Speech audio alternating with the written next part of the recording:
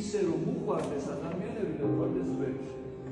აი ეს პასუხისმგებლობა აქვს შოუგერ ჩაბარებული.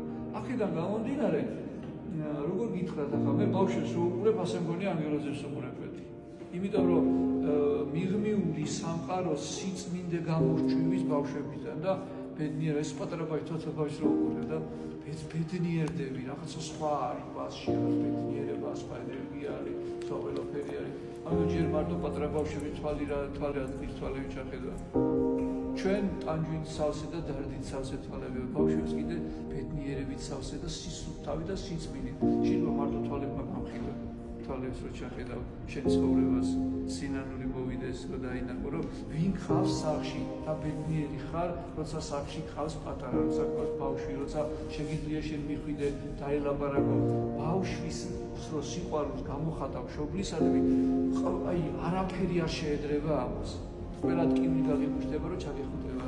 დიკო მამიკო ხარ ბედნიერება არის. ამიტომ ჩვენს მეტი დაუგდოთ ბავშვებსაც, პური დაუგდოთ და ბავშვებას დაგვიგდო პური ჩვენ შოვრებს და ყველა